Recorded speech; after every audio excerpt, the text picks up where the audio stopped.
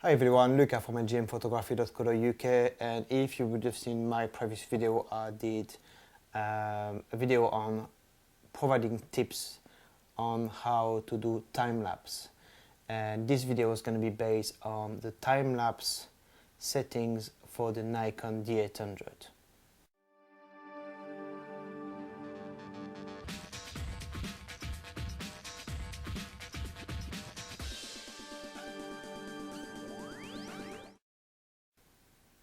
Now the Nikon D800 has an inbuilt time-lapse feature, which means that you can set up your camera to do a time-lapse, so you don't have to manually get a remote and set up the remote for the interval shooting, how long you want the shots, how many shots, and on and on.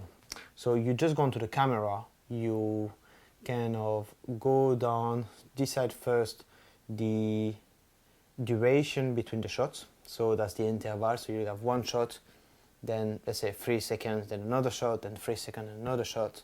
Then you've got a setting for the for how long you want this to go on, which is very good because on previous cameras, anyone who had this kind of setup had only the capability of give you a number of shots. So I think the maximum was 999, and then when you come to 999, it kind of stops. Now it gives you a time period, which is much better because you can actually do thousands and thousands of pictures as long as the battery keep going. Anyway, and the other thing is it actually gives you an approximate time for the video.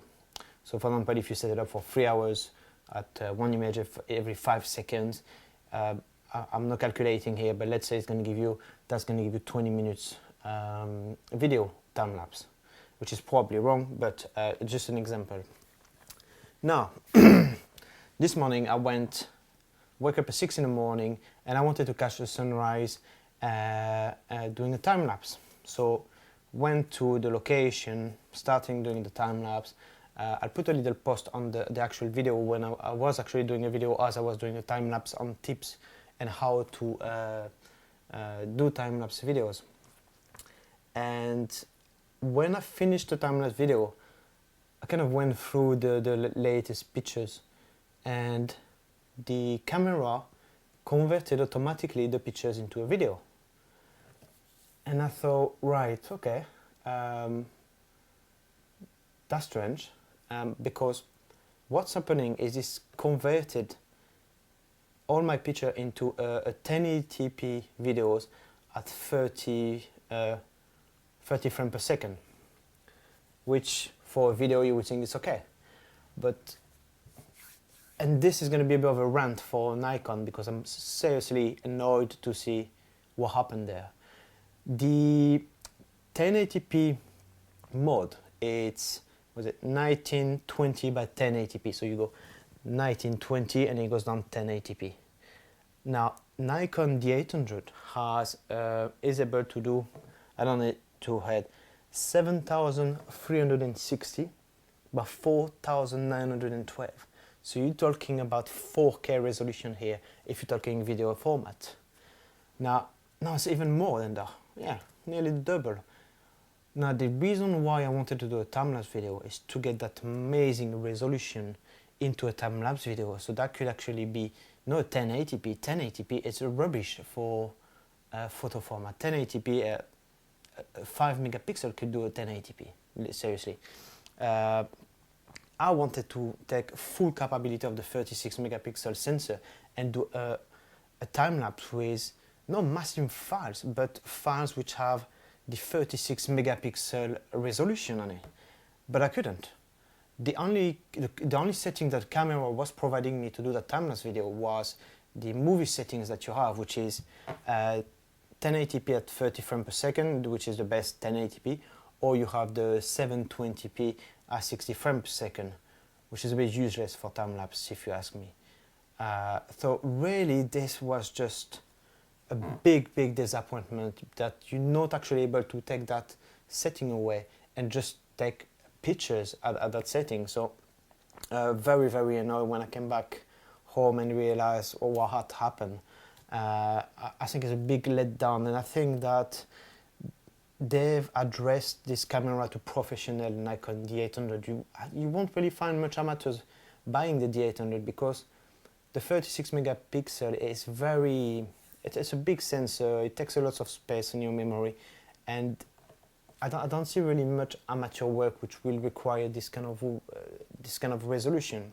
24 or 16 will be more than enough, and I think that the market who's been buying the D800 has been the professional mode, and to provide such an amateur, non-amateur, I would call it cheap feature, makes me realize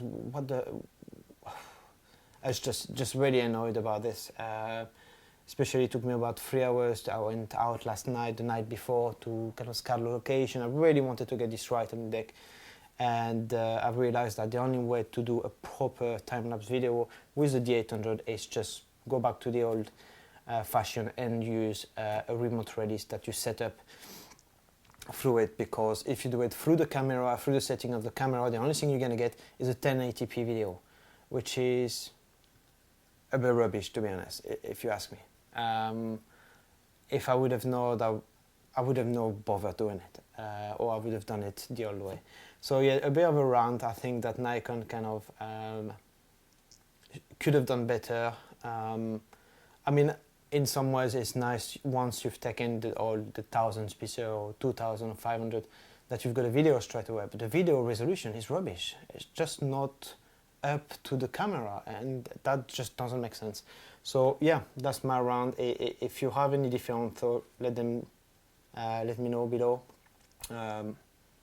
Yeah, so I'll be possibly going back to work tomorrow morning again, try something a bit different, because I was a bit disappointed with the video I did. It was very blank, no much movement. It was just the sun coming up, and not very impressed with the time lapse. So I'm gonna go back tomorrow morning, I think, try again with something else, and this time I'm gonna try to do it. I'm gonna do it at the full resolution of the 36 megapixel, just to see what I can get from the camera doing a time lapse. Yeah, if you have any question, let me know. If you think I'm wrong, let me know. But yeah, not happy. Anyway, cheers. Bye.